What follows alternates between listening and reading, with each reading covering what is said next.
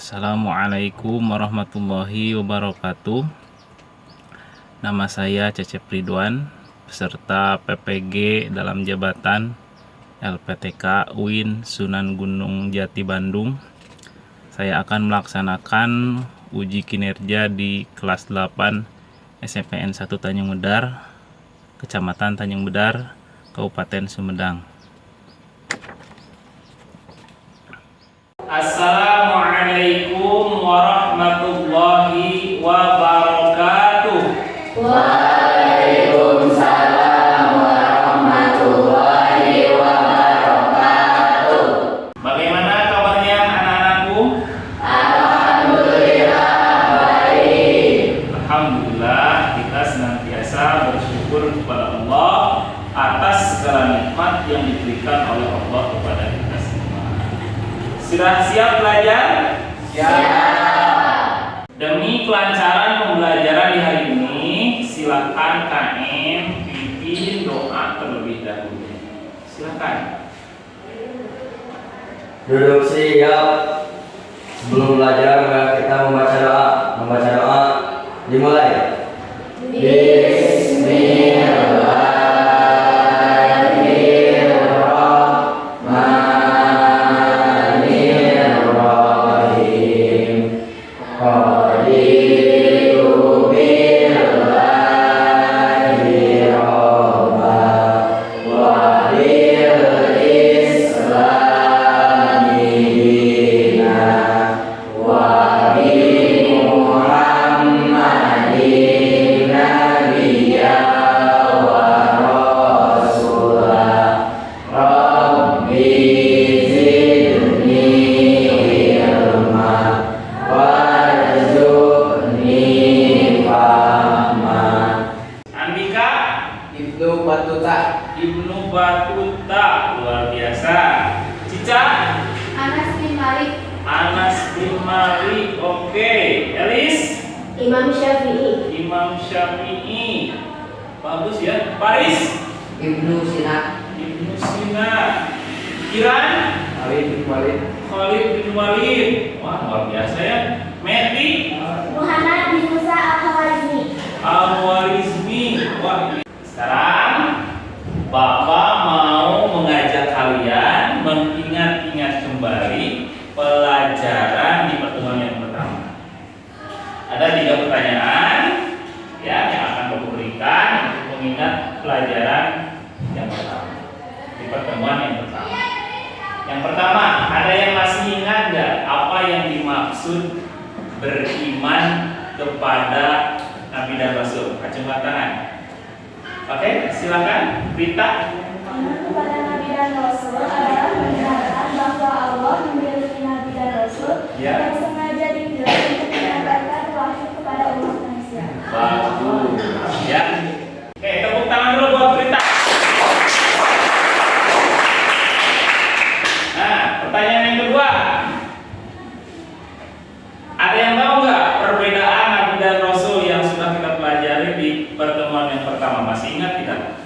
Saya Pak. Silakan, Rita. Nabi adalah seorang laki-laki yang diberi wahyu oleh Allah Subhanahu wa taala untuk dirinya sendiri. Sedangkan Rasul adalah seorang laki-laki yang diberi wahyu oleh Allah Subhanahu wa taala untuk dirinya sendiri dan untuk disampaikan pada umat manusia. Wah, luar biasa jawabannya. Tepuk tangan buat Rita. Nah, satu kali lagi deh supaya Bapak lebih yakin kalian mengingat pelajaran yang telah kita pelajari di pertemuan pertama atau di minggu yang lalu. Berapa jumlah Nabi dan Rasul? Ada yang masih ingat? Saya Pak. Silakan, nanti ada berapa jumlahnya? Jumlah Nabi adalah 124.000, Ya. sedangkan Rasul berjumlah 313. Namun yang wajib diketahui dan ditulis dalam Al-Quran adalah 25 Nabi dan Rasul. Wah, luar biasa temukan.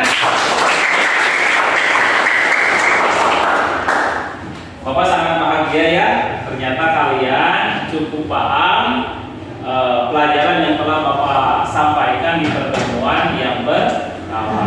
Alhamdulillah ya. Kita lanjutkan. Ya, kita lanjutkan. Sekarang tujuan pembelajaran di pertemuan ini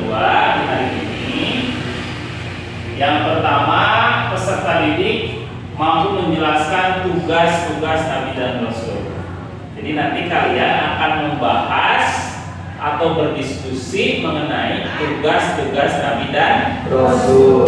Oke. Tujuan pembelajaran yang kedua adalah peserta didik mampu memahami pengertian mukjizat dan menyebutkan contoh mukjizat yang dimiliki oleh para nabi dan rasul. Jadi nanti kalian juga akan berdiskusi apa sih mukjizat itu, gitu ya. Kemudian seperti apa contohnya? Nanti kalian akan mendiskusikan. Oke, selanjutnya tujuan pembelajaran yang ketiga adalah peserta didik mampu mengidentifikasi sifat wajib, sifat mustahil, dan sifat jaiz bagi nabi dan rasul. Ya, gitu. Jadi ini nanti kalian bersama kelompok akan mendiskusikan, mempelajari, memahami apa yang menjadi sifat wajib, sifat mustahil, dan sifat jaiz bagi para nabi dan rasul. Oke.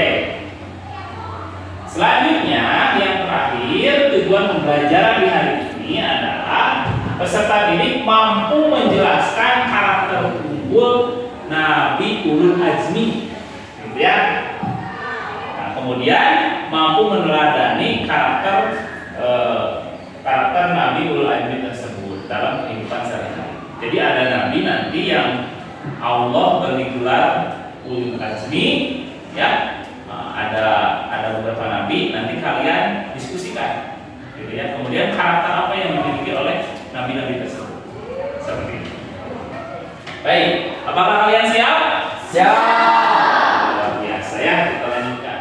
Nah, Bapak punya pertanyaan, setidaknya punya 4 pertanyaan yang harus kalian pecahkan nanti dalam diskusi. Ya, yang pertama, apa saja yang menjadi tugas utama nabi dan rasul? Yang kedua, mukjizat apa yang diberikan kepada nabi dan rasul? Yang ketiga, apa saja yang menjadi sifat-sifat nabi dan rasul? Dan yang terakhir, yang keempat, seperti apa karakter para nabi ulul azmi? Ya, ini masalah. Ini sebuah pertanyaan yang mau berikan kepada kalian untuk dijawab, untuk diuraikan. Gitu ya, siap? Siap. Baik, kita lanjutkan. Nah, ini kelompoknya masih tetap dengan pertemuan yang pertama ya. Ini sudah disesuaikan kan? Sudah. Masih kelompok di pertemuan yang pertama. Oke. Nah, ini bahan referensi diskusi kalian bisa dari buku buku paket, bisa dari YouTube, bisa dari internet, kemudian kalian diskusikan. Selanjutnya Bapak akan memberikan lembar kerja kepada masing-masing kelompok untuk diisi sebagai nanti bahan laporan diskusi kalian masing-masing. Ini kelompoknya, silakan. Kemudian selanjutnya kita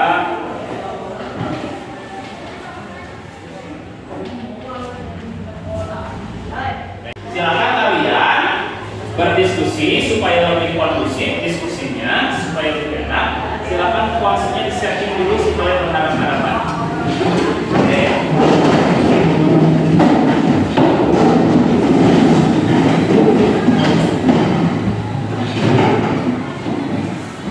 Baik, silakan berdiskusi. Bapak harap semua anggota aktif dalam berdiskusi. Mangga, bismillah dulu ya. Bismillahirrahmanirrahim. Silakan.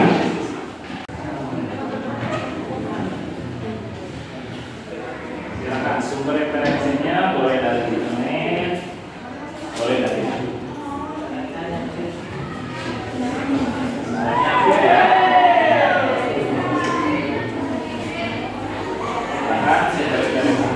Bisa dari berbagai sumber, bisa dari internet, dari buku, atau dari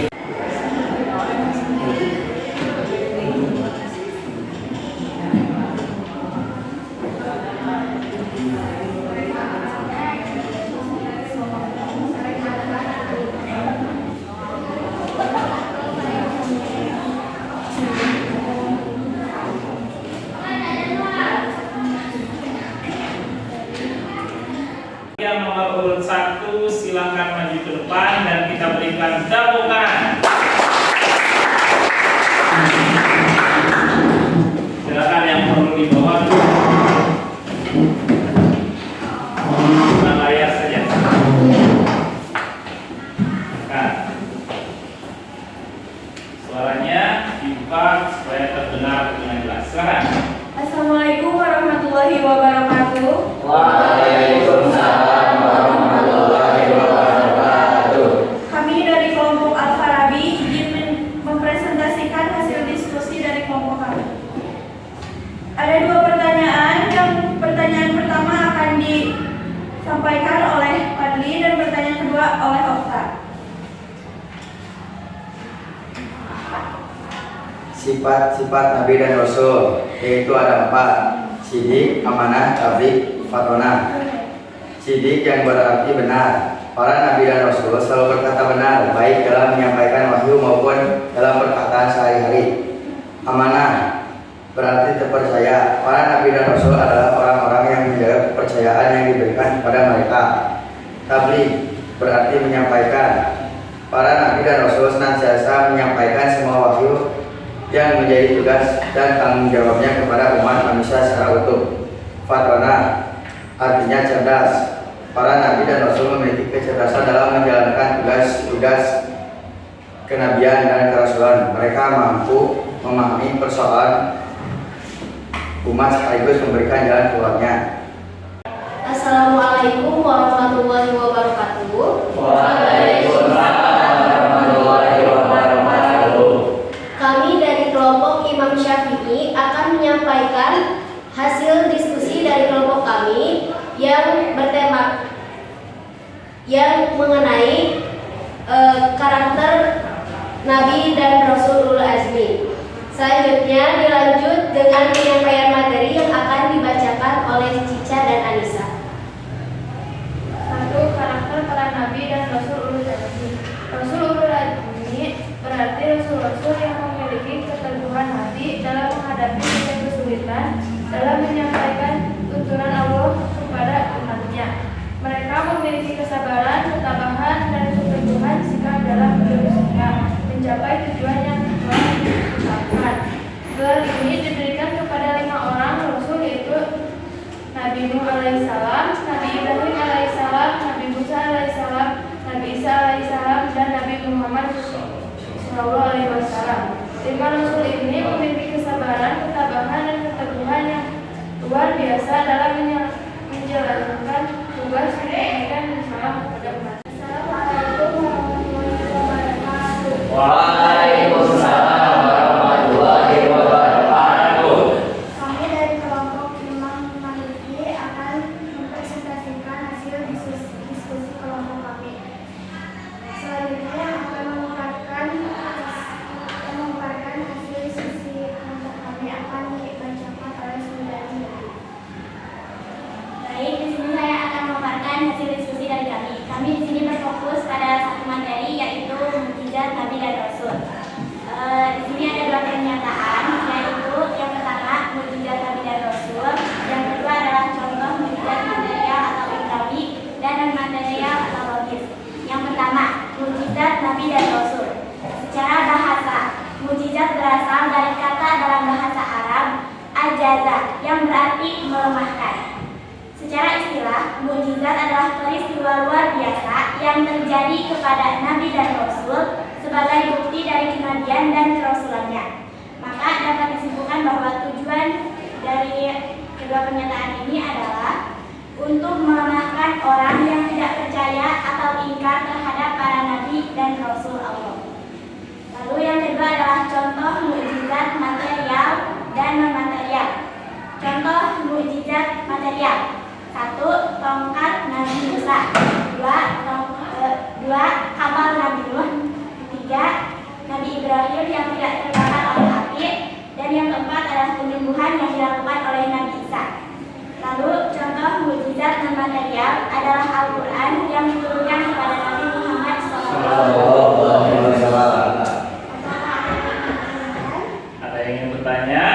Sudah cukup. Jelas ya. Oke, silakan ditutup saja.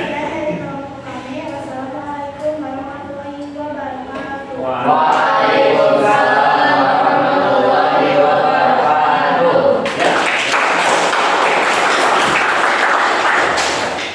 Dari penampilan keempat kelompok tadi secara umum sudah cukup bagus, berani tampil, Walaupun tadi ada sedikit yang gugup dan bergemetar ya, sampai-sampai kertasnya bergemetar ya. Mungkin itu jarang ya, jarang dilatih keberaniannya mungkin juga ya. Nah, apa ya, ini awal kita membiasakan diri untuk tampil di depan umum ya. Juga tadi materi yang disampaikan juga sudah cukup bagus dari tempat kelompok ya. Walaupun tadi ketika sesi tanya jawab tidak ada yang bertanya ya. Nah, mungkin juga malu ya. Oke, untuk pertemuan selanjutnya, di pertemuan yang ketiga, kalau ada hal yang ingin ditanyakan, maka tanyakan saja, tidak usah malu. Gitu ya, toh kita sedang belajar. Jika salah pun ya tidak apa-apa, kan namanya juga belajar. Siap ya? Siap. Pelajaran kali ini Bapak coba rangkum dari beberapa kesimpulan kalian. Yang pertama adalah tugas Nabi dan Rasul. Ya, tugas Nabi dan Rasul itu terbagi 4. Pertama, menjadi saksi bagi umatnya, ya. Yang kedua, membawa kabar gembira bagi yang mengikuti ajarannya. Kemudian yang ketiga, memberikan peringatan kepada yang tidak mau mengikuti ajarannya atau orang yang ingkar. Yang keempat, mengajak manusia untuk menyembah Allah Subhanahu wa Ta'ala.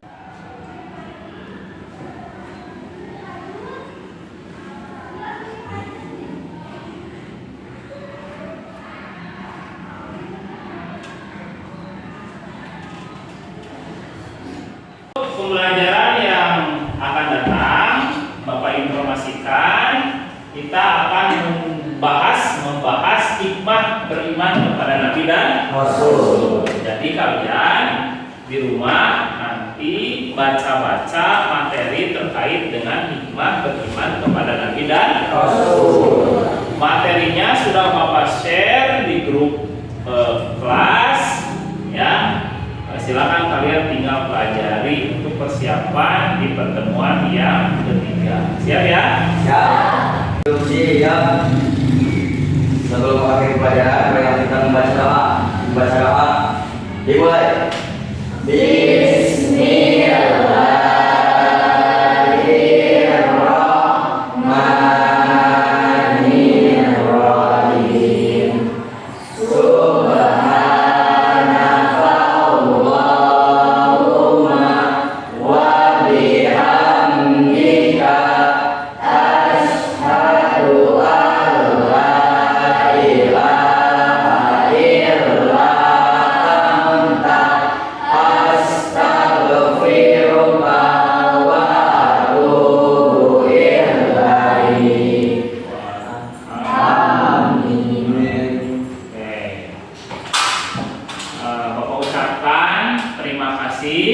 kepada kalian semuanya yang sudah bersedia belajar dengan penuh semangat, ya. Mudah-mudahan pelajaran yang kita pelajari di hari ini menjadi tambahan ilmu buat kita. Ya. Itu wassalam.